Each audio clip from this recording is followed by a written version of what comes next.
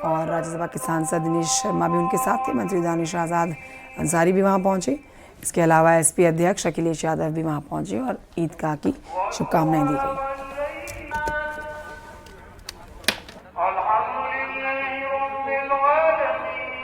ये 3 तस्वीरें आपके सामने। आज ईद का त्यौहार और पूरे देश में ईद धूमधाम से मनाई जा रही है। नमाज अता करने के लिए ईदगाह पहुंचे भारी भरकम लोग। उनको मुबारकबाद देने के लिए तमाम राजनेता भी पहुंचे हैं। एक तरफ ब्रजेश पाठक आपको नजर आएंगे, दूसरी तरफ अखिलेश यादव पहुंचे हुए हैं। उत्तर प्रदेश के पूर्व उप मुख्यमंत्री डॉक्टर दिनेश शर्मा भी पहुंचे।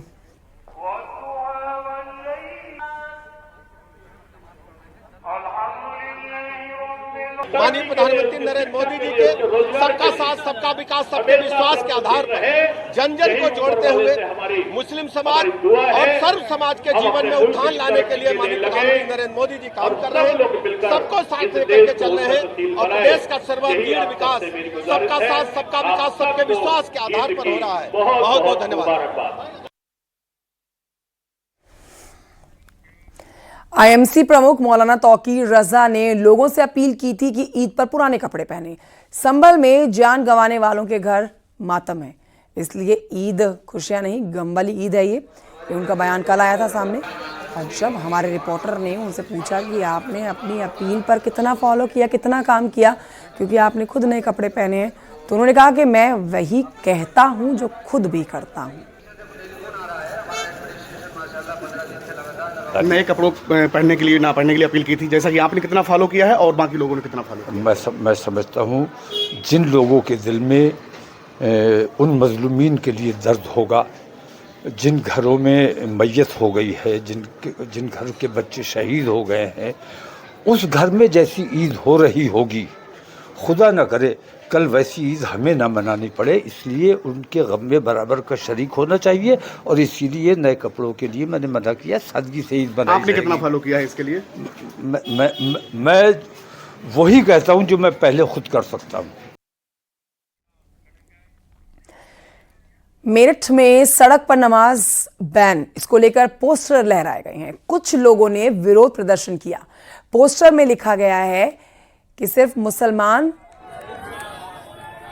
यहाँ पोस्टर्स आप देखेंगे जिसमें शाही ईदगाह के बाहर ये प्रदर्शन हुआ। मेरठ के बाहर पोस्टर लहराए गए हैं।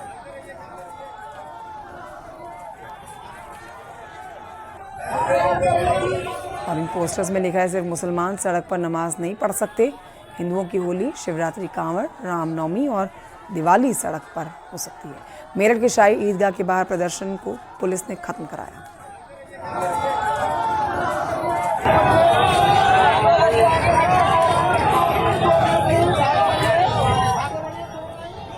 मेरठ से निखिल और जानकारी के साथ फोन लाइन पर हमारे साथ मौजूद हैं।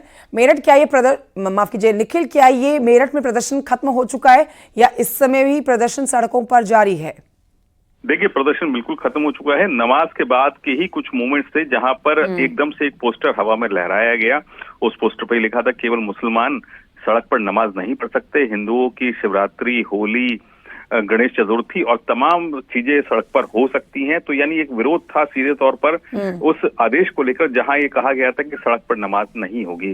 पुलिस ने जैसे ही ये पोस्टर दिखाया गया तभी पुलिस ने इन लोगों को शांत करा दिया और वहां से भगा दिया। तो यानी एक लोगों में कुछ लोगों में ये आक्रोश था, जबकि हालांकि नमाजी जो थे वो खुद से अंदर ईदगाह में बैठ गए, सरकार के आदेश का पालन कर रहे थे, सड़क पर नमाज नहीं हुई है।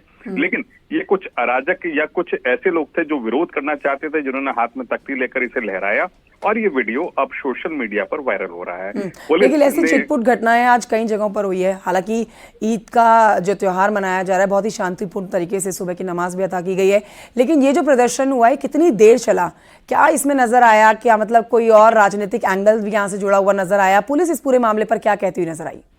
देखिए, पुलिस पूरे मामले पर एक्टिव नजर आई और हर तरीके से कोशिश की गई थी कि कोई भी ऐसा प्रदर्शन ना हो, कोई भी ऐसा ऑफेंस ना हो जो माहौल खराब कर सकता हो। यहाँ भी ईदगाह के बाहर एकदम से ये पोस्टर लहराया गया और महज 10 मिनट के अंदर इस पोस्टर को खत्म कर दिया गया। पूरा का पूरा जो प्रदर्शन था वो खत्म कर दिया। एक सांकेतिक रूप से था, लोग अपना गुस्से का इजहार करना चाहते थे, लेकिन ये कुछ ही लोग थे। लेकिन मैं आपको बता दूं कि ज्यादातर नमाजी शांतिपूर्वक तरीके से ईदगाह के अंदर गए, वहीं नमाज हुई और पूरी तरीके से पुलिस प्रशासन मुस्तैद रहा, ड्रोन से भी निगरानी की गई।